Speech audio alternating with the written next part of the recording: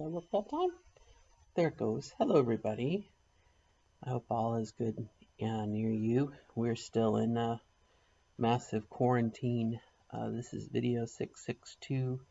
It's April 6, 2020. Hopefully, someday we'll look back on this and say, oh, I remember that time when we were in a bit of a national crisis.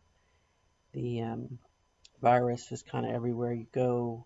A couple of days ago, the government um, the CDC reversed its thinking on masks, and so they are suggesting people wear masks. So usually when you go somewhere, you talk to somebody like this if you're wearing a mask. Um, anyway, but this video is going to talk a little bit about DNA. I had a conversation with a friend of mine yesterday who was having a dysphoric moment. They were very upset at the amount of body hair that they had and how the body hair reminded them of who they used to be, and they were really kind of angry. And I just kind of listened and talked a little bit, and in my own mind had a bit of a realization, which you may have already come to that conclusion or whatnot, and I'll get to that in a minute. And feel free to say, well, duh, it's not going to be anything earth-shattering. But I had just never pulled it apart and looked at it till talking with somebody else. And that is that, obviously our bodies are built on DNA as a blueprint, right? And my biology may be a little bit messed up, so you'll have to forgive me if, here comes Harry. Hello. Hi. You gonna sit and block the video? How about you have a seat? Good cat. Um, again, this is going to be no surprises here, but when we're born, we have a genetic code. Male, female, whichever. And again, my biology is very sketchy. I haven't really thought this out, but um, the blueprint is set. We're born as part of developing as a fetus, and egg and sperm, whatever. I mean, I don't want to get too much into the details of it because I've forgotten a lot and I don't want to sound like I don't know what I'm talking about, which I don't. But anyway, um, but if you think about it, from inception, our DNA is, I mean, when we're born, by the time we're born as little babies, I mean, our code is set, you know, male, female, um, and because of hormonal choices in our bodies, I mean, our bodies follow, now he's going to get up, that blueprint, from that point on. And it's not until we do hormones or if you go ahead and have surgery, and I've already forgotten what it's called, where they clip you, don't necessarily do gender reassignment, but they remove the testes and whatnot. So your body is no longer getting the male hormones, okay, the testosterone, okay. So then your body starts to follow the female pathways, the blueprints, and it's again, it has a set of blueprints when we're born, and the estrogen, as far as hormone replacement therapy, HRT, is doing, is it's just stimulating the use of those feminine blueprints. But again, we're not introducing new code into our bodies. We're just stimulating a different part. And so again, from birth or inception or wherever, some point along those lines, our genetic code, our programming, is already, is already coded. You know what I mean? It's like a book that's written. That code is inside of us. And so at this point in our development and where we are biologically and I mean scientifically, we don't have a way to rewrite that code. Not yet. There was a James Bond movie not that long ago, and I've forgotten how many movies ago it was, but the villain in it basically had undergone extreme chemotherapy to kill off a lot of his cells and then injected someone else's DNA. And so as the body repaired its, I mean, this is maybe fiction comes in, as the body repaired itself, it repaired itself under someone else's DNA, and so it altered how he looked. Looked like a totally different person. Even though it was the same individual, they just changed outwardly how they appeared. And so again, that's fiction, and we might be able to do that one day. But you know, and maybe you could custom make your DNA code. You could choose how you'd want to look. But again, you would still be limited by your bone structure at that point, right? I mean, if you're like me and you're 6 foot tall, no matter what DNA coding you do, it's not like your bones are going to crunch down. I mean, I guess again, how much money, how much surgery do you want to throw at it? And again, we're in the realm of fiction, but let's stick to reality for a moment. In the age that we live in, we don't have that DNA rewriting yet. Bless you. And so, you know, the things that we do, we introduce, again, using the alternative female blueprint. We grow breasts, so we change our face a little bit, and it depends on how age and stage where you're at, obviously how your body is going to adapt to those changes. But whether you pursue that alternate feminine blueprint, while you still have that, you still have the male blueprint. The male blueprint is there. And depending on how long we've lived our lives, I mean, those changes are not reversible. You know, those changes, I mean, that's again, the older you get, your body, again, your bone structure and your, again, these secondary characteristics, there is change to a certain point. But the male blueprint is still there. And so, you know, things that we do, you know, surgically, you can have things removed, you can have things altered, you can have a trach shave, you can have plastic surgery to change the face of your shape, break bones. I mean, those things are doable. But at its very core, even with those external changes, those blueprints are still there in our DNA. And so some of the things that we do to alter that, like electrolysis, again, you're killing those hair cells. Well, you know, let's say that you have an accident or something and you burn part of your skin or whatever. The skin, the dermis is going to go back to that DNA and check the blueprint and rebuild based off that blueprint. And so again, it's going to be a lifelong, you know, as we go down this path, it's going to be a lifelong thing. That dysmorphia is going to come up. I'll give you an example that this other person kind of gave to me, and I realized it today. You know, look at your, you know, obviously your body hair, the hair on your knuckles.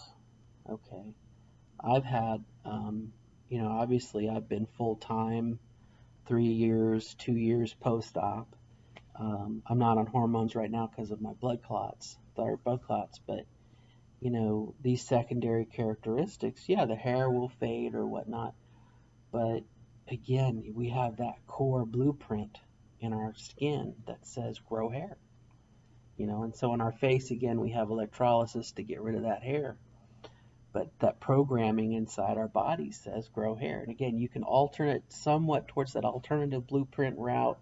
You know, the female route doesn't grow hair here, okay, but again, our skin has that programming in it. I'm not really driving to this point very well, I'm sorry, kind of erratically, but what I tried to share with my friend and what I kind of realized myself was, you know, obviously there's limitations to how much we can do, and going into this, from before you transition, you may find yourself saying, well, I'll be an ugly woman, you know, I won't be pretty, and golly, you may not be. You may not be, but you won't know till you try it. Number one. Number two, I think we have to be really realistic. As a middle-aged person, um, unless you're going to put a lot of money into surgery, plastic surgery, and whatever else, I mean, you have to be really realistic as far as your expectations. And I think a lot of the depression that my friend was experiencing was, um, sadness that her body was not um, changing as much as she wanted to be, anger at her body for not changing as much as she wanted to be, and anger at life somewhat.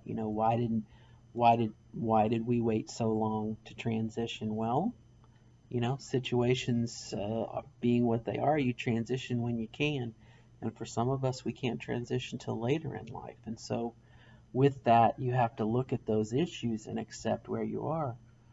Um, you know, Somewhat jealousy at younger trans women in their 20s and younger who are going to transition and have much better outcomes as far as changing that blueprint over to the feminine side and building on it, and opportunities that they're going to have that we're not going to have.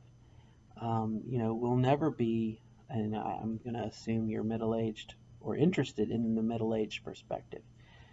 Our time for going through school and going to prom and, those things that happen to girls, young ladies in high school, we're not going to experience that. Girl Scouting, not going to happen. You know, uh, so we kind of have to accept where we are, age and stage, and by all means, look at your contemporaries. Again, if you're 45 years old or 50 years old or 55 years old, look around at other women that are 55 years old. They're not teeny boppers and mini skirts. And, again, there's certain things it's age and stage you're going to miss out on. And so that's something maybe to be aware of. And I don't share that to steer a person away or towards making a decision to transition or not transition. But it is something to be aware of. It may be like death or the loss of someone, you go through stages of grief. And again, thinking of my friend and things that I've experienced, again, the sadness, the anger, the jealousy, these things are big obstacles, things to deal with. And I think once we accept them, we can move on to, hey, you know what? I may not be the youngest gal on the block. I may not be the prettiest gal on the block, but I get to be myself every day. I get to wake up every morning and be the person that I want to be. It's a bit of acceptance and gratitude. Thank you. Thank you, God, if you believe in God. Thank you, world, that I get to have this opportunity. Yes, I've spent 30, 35, 40, 45 years of my life as a man, and I get to spend the rest of my life as a woman as I define it. And so there's a bit of gratitude there. I guess we could make probably a whole other video as to, because I've heard some people say, that's like they take their male experience and crumple up in a ball and throw it away and say, oh, thank God I'm not that person, da da da da da. I almost wonder if that's a bit of a fallacy. We can't take half of our lives and just throw it away. We carry that around with us. As much as we have the female blueprint and the male blueprint, we have 30 some odd years of living as a male, and you could say, well, living as a lie, living as a walking corpse, living as a dead person. That wasn't living, that was suffering. But we still carry that with us. And I think we integrate that with us. And the example that comes to mind is in the first Star Trek movie, If You Can Tolerate It, with V'Ger at the end of the movie. There's a human man and the female counterpart that come together into a new being, and to experience life. And I think that's, I think that's, at least for me, that's what's become my outcome. It's a merge. I'm very thankful for the person that I was before they got me here. They got me to where I am, to the point that I can transition. And so, um, there's a special place within me for that person who had to suffer for so many years and got me to where I am today. Again, I haven't taken that part of my life and crumpled it up and thrown it away. I've accepted it and assimilated it into my being, you know, my strengths. And again, your mileage may vary, how you feel about it. It's totally up to you. There's no right or wrong answer. You may very well crumple that up and throw it away. Control Alt Delete, new person. It's free, free country. Whatever you want to do, it's your life, as you see fit. Um, and that said, something else in the discussion we had was, well, I'm a woman, well, I'm a woman, well, I'm a woman. And it's like, well, yeah, you are a woman, but remember the gender spectrum. And, you get to decide what kind of woman you want to be and how you define a woman. That's totally up to you. No, there's no blanket statement I can say to that other than that's up to the individual to decide and determine. And that's why I always say I wish the best of luck for anyone to become the person they want to be as they define it. That's totally up to them. That said, I kind of, it struck me somewhat that, the third option as far as people goes, in a binary world, male, female, and I feel like I'm something else. I'm the third option. You know what I mean? I'm accepted in the female world as a woman. Perhaps I'm tolerated in the male world as a woman. I would say I'm accepted as a woman in the male world. But there are times I definitely feel like I'm the third choice. I'm the odd person out. I don't necessarily fit in either realm, and that's okay. There are multiple realms, again, as we say, a gender spectrum, and countless. I mean, there's probably infinite. It just so happens this over here is kind of clumped into female, and this over here is kind of clumped into male, and you have this whole thing in the middle. But if I had to pick one, I pick the female world. But there are times I definitely feel like I'm in the middle, or I look like a moose. Woo. But anyway, so all that said, just some thoughts, and you might feel similarly. And if you feel like you want to make a comment, please do. How do you feel about yourself, and do you relate to one over the other, or are you somewhere in the middle? And again, that idea of we carry that blueprint with us, and like I said, there's mechanical things we can do. We can have plastic surgery. We can do electrolysis. We can shave our arms every week, or we can, I forgot what it's called now. It's a little machine that's got springs that rips the hair out. I forgot what it's called. Epilady. We can epilady ourselves. I mean, there's all sorts of things we can do mechanically that damages. It's a violent act of pulling out those hairs, and they come back, a little bit thinner or whatnot. But again, it's in our DNA. It's in that blueprint, and we can't change that. We can't change that yet. Now, 20 years from now, 30 years from now, who knows? Like I said, you might be able to sit down with something similar to designing an avatar.